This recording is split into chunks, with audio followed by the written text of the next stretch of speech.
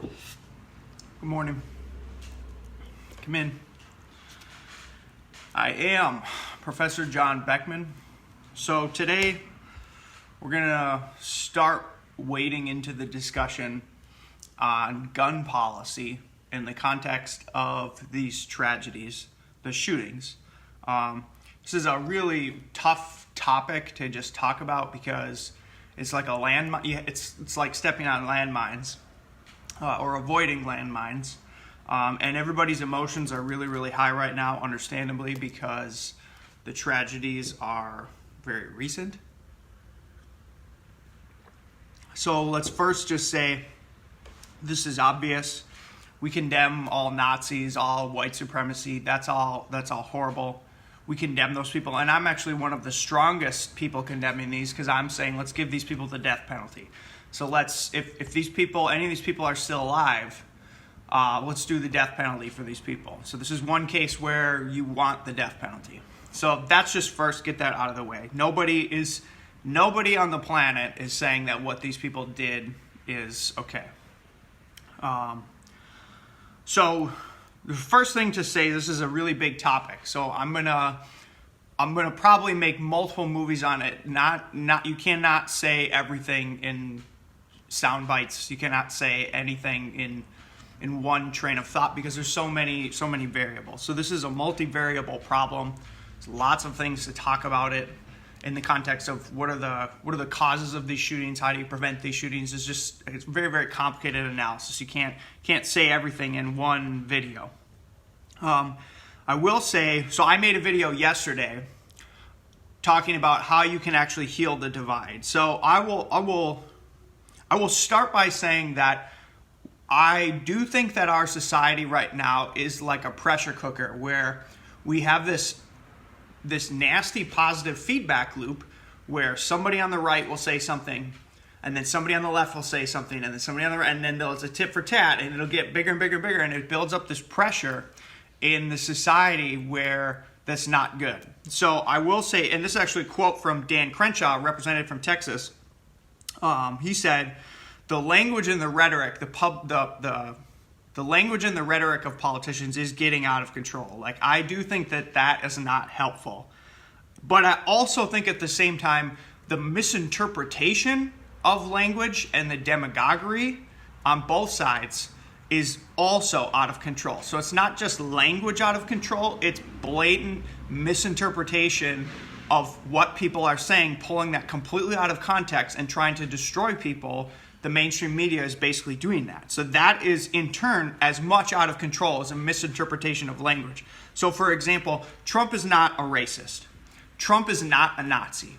And people who have been pushing that story, you are essentially justifying murder because everybody knows you can kill Nazis. Like, I just called for the death penalty for Nazis. So if you walk around and you start saying Trump is a Nazi, that is essentially justifying violence against somebody like Trump or somebody like me who voted for Trump. So that's what I'm saying by the political rhetoric is getting out of control. But I'll also be fair. So I'll be fair and I'll say, so Ilhan Omar, who was the immigrant from Somalia, she's a congressional representative in Minnesota. She never said that she hates America. So I will put it both ways. Ilhan Omar never said she hates America. So that was fake news about her. She's also not an illegal immigrant, so she should not be sent home, okay? So those are also, in turn, like, the rhetoric is getting out of control. But I will say that if you believe in deporting illegal immigrants, that does not make you a racist. That does not make you a Nazi or a Nazi sympathizer. And the same thing goes for AOC, AOC said that we have concentration camps. Okay, if you are saying that our detention centers at the border for people who break our laws are concentration camps, you're essentially advocating violence. Okay, you're essentially saying that it would be just then to go basically by force free those people from those quote unquote concentration camps. So the rhetoric is crazy, out of control, and everybody's statements are being misinterpreted in a way that is specifically designed to hurt people who are having the conversations. And it's designed to build the pressure because everybody wants, or it seems like some of these people who are the loudest voices want the pressure hotter and hotter and hotter. So I don't like that. Border agents are not concentration camp guards, okay? So anyway, so what I'm saying is within this whole context of these shootings, I do think that one of the symptoms or one of the disease, or how do I say this? One of the things that's causing the disease in our society is I do think the rhetoric is getting hotter and hotter and hotter, and I don't like that. So I will say I did make a video yesterday, how do you heal the divide? And I will just briefly say this because here's a little bit of healing. We are a very, very divided nation right now. And one of the ways that you can help heal each other is through art. And I made a video on this, is when you see somebody who you don't necessarily agree with politically make something that makes you laugh, if they tell you a joke, or if they make a form of art that impacts you, that helps to heal the divide. So we can start to come together through means of art, through means of music, through means of comedy, through means of storytelling, videos, movies. That helps heal the divide. So those are all good things that we should be doing. We should be trying to find places where we can reach common ground. And we do that if we can all reach common ground when we laugh together in a joke. And that kind of like helps us heal the divide. So we should be thinking a lot about that kind of stuff. And we should be trying to offset a lot of the negative thinking by thinking about positive things where we can agree. Okay.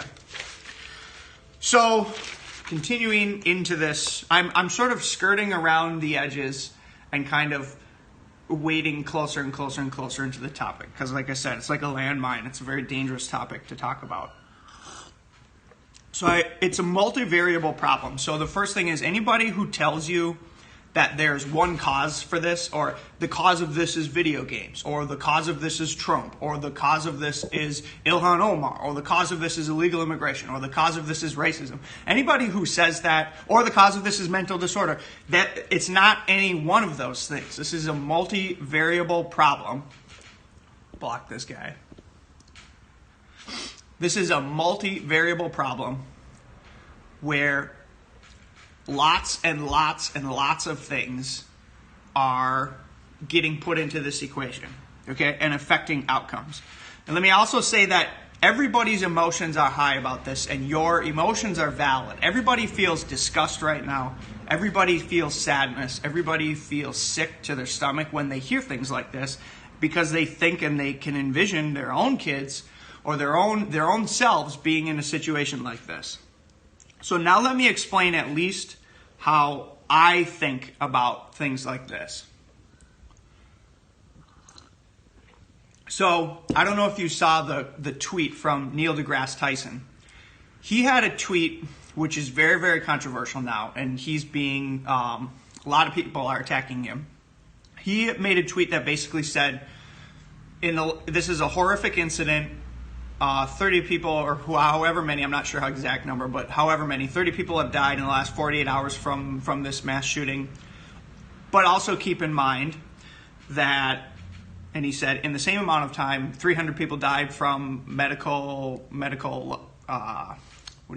mistakes. He basically listed like, yes, this many people died from this mass shooting, but also this many people died, which are much, much bigger numbers from these normal things that nobody thinks about every day, like cars and things like that. So he made a tweet like this. And I'm just gonna defend him in a sense that I'm gonna try to reinterpret what I think he was trying to say. Is that as humans, our brains are wired to be terrified of things that are statistically unlikely. So things like terrorism weigh on our brains a lot more than, say, driving around and maybe I'll get in a car accident. Like, we all still drive around every day on the roads, even though there's a massive risk of us dying in a car accident. We still go to work every day and eat food, we eat McDonald's, even though there's a massive risk that we're going to die of heart disease one day. We don't think about these things. What is really terrifying to us are the statistically unlikely events like this, like terrorism, like that happened in El Paso. So that's kind of what Neil deGrasse Tyson was saying, is that we do have to keep in mind, what he was trying to say is we have to keep in mind that this is actually, despite the fact that it's terrifying, despite the fact that it emotionally affects us very, very deeply, it is a statistically rare event. It's very, very unlikely that this will happen to you, okay? So if you look at the statistics of gun violence, most of the gun violence is actually self-inflicted suicide. So the people shooting themselves to commit suicide. That is most of the gun violence. It's very, very unlikely that you're going to go to a mall and be attacked by a terrorist, okay? So that's what he was trying to say, and he's kind of being attacked now for being what people would characterize him as being insensitive. That's not the problem, is it? Right, so this person said that, and I have that in my notes, that actually, yeah, so one of the things is, how do you define a mass shooting? Because in the same amount of time, 37 people were shot in Chicago and 3 died in Chicago. But yet that's not considered a mass shooting, but we do consider the El Paso and the Dayton, Ohio shooters a mass shooting. So like these things do happen, but I will say that it's rare. Let me talk about statistics of gun violence. So hold your questions until the end. Statistics of violent crime. So I looked yesterday at the data of statistics of violent crime, okay?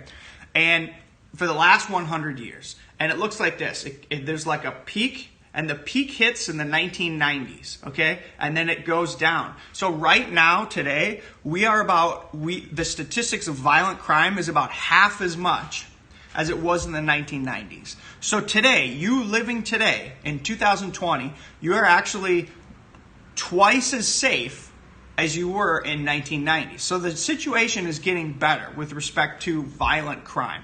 And this is something that's lost, that you lose sight of, because humans don't think statistically. And this is kind of the point that Neil deGrasse Tyson was pointing out, is that humans think emotionally. They think about what scares them and what makes them hurt. They don't think statistically. So what I'm telling you is you're actually much safer today than you were in the 1990s. Okay, so this is not something.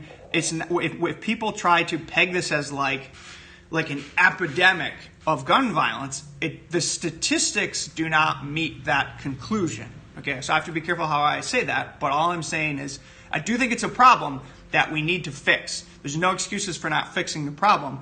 But if people try to play it up as like an epidemic that's getting worse and worse and worse and worse and worse, you're actually less likely to die of gun violence today than you were in the 1990s. So let me just say that. Okay, let me also talk about my personal thinking on subjects like this. So, I have to be careful how I say this. So, we live in a population amongst many, many, many people. Okay, we live in a society. We live amongst 300 million people as a population of the United States. Within that population, just based on statistical averages, there is going to be a subset of those 300 million people that are lunatics, that are crazy, that are willing to kill people, just based on statistical probabilities, okay? They have something wrong with their genetic code. Maybe they have some mutation that makes them more aggressive. Maybe they have a problem in the brain wiring. They have a disorder, okay? So by living in a society with many, many people, the cost of that is there will be these random, terrible, horrible events that you cannot predict and that you cannot necessarily defend against through public policy. These things are going to happen as a cost of living in a society with many, many, many people. And that's just based on, if you live amongst many, many people, a subset of those people are going to be fucking insane. Okay? Let me just go through. Okay. So I assume, based on that rationale, I assume that shit like this is going to hit the fan sometimes. Okay? It's going to happen. There will be murders. There will be shootings. Based on that, knowledge that when you live amongst many, many people, you're going to be living next to some psychos, okay? So I assume that this is going to happen. And I think that the best way that you protect yourself is to essentially take action into your own hands. So this is why we cannot abandon the Second Amendment, okay? So I actually agree with Ted Nugent's argument. If you should watch Ted Nugent's discussion with Joe Rogan, okay? That's a great discussion. He says something that really struck and hit with me. Ted Nugent says it's very, very unnatural. It's just literally unnatural for a human to be unarmed, okay? We have lived for the last 2,500,000 years always carrying around a spear, always carrying around like a bow and arrow. We've always been armed. We've never been without our tools. So to try to make humans get rid of tools that can protect themselves, which is the most innate biological driving mechanism to protect yourself. That's the most innate, powerful biological motive force to protect yourself and your own genes. We cannot outlaw ways to protect yourself or means to protect yourself efficiently from threats like this, because that's literally against like who we are as creatures, who we are in our genetic programming. And I'll also say, if you don't like Ted Nugent, I can also point out civil rights leaders who also agree with this. So Malcolm X also was very, very similarly advocating in a way kind of like Ted Nugent, where Malcolm X would say, well, if you fear for yourself, if you fear as a minority that you are going to be oppressed or you are going to be attacked by people like the Ku Klux Klan, by the police, etc., things like that, you have the right. You should start a gun club. You should start a rifle club, and you should start practicing, and you should start basically figuring out a means to defend yourself, because you cannot rely on other people to defend you. So that's an argument from Malcolm X. So if you don't like Ted Nugent, okay, there's people on the other side, civil rights leaders, who have also advocated the need for the Second Amendment, because it's an innate means through which you can defend yourself without relying on inefficient programs like the government or the police, okay? So I will also say this is a thing that people will not tell you and that they will miss in the media is events like this actually reinforce the need for the Second Amendment. So when I see an event like this happen, it makes me think, damn, like I better go get my concealed carry. I better go arm myself, because if I ever get stuck in a situation where there is a shooter, I don't want to wait a minute for the cops to come. If they get there that fast, I don't want to wait for that. I want to be able to protect myself on the spot right then and there. So events like this to the right only reinforce the need to defend yourself through the Second Amendment. It just reinforces the fact that you cannot rely on other people to defend you. I'll talk about no gun zones. So many of these shooting events happen in specific areas where concealed carry is not allowed. And many of these shooters actually research, well, where am I going to do the shooting? They find spots, no gun zones, where they know nobody is going to have a gun, so that they will be able to kill people efficiently without being shot themselves. They go to these no gun free zones, which is why we need to support Second Amendment and concealed carry policy that allows people to carry and protect themselves wherever they go. So my philosophy is that I cannot rely on the herd. I cannot rely on other people, other governmental people to protect me. I take individual responsibility for myself, to protect myself. So that's what I said. This is the most innate biological need or motive to protect yourself and your own genes. And the Second Amendment is one means through which you can do that.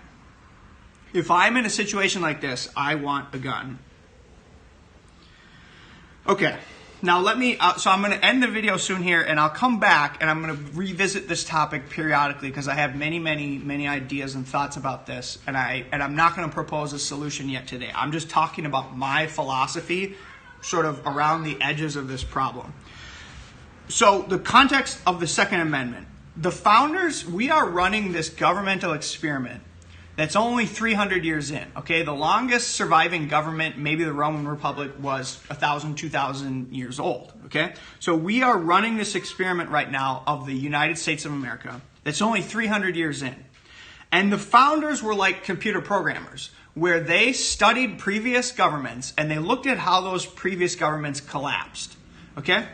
And what they noted is that in the Roman Republic, so the Roman Empire, the Romans used to have a republic where they would elect senators to represent them, much like our system.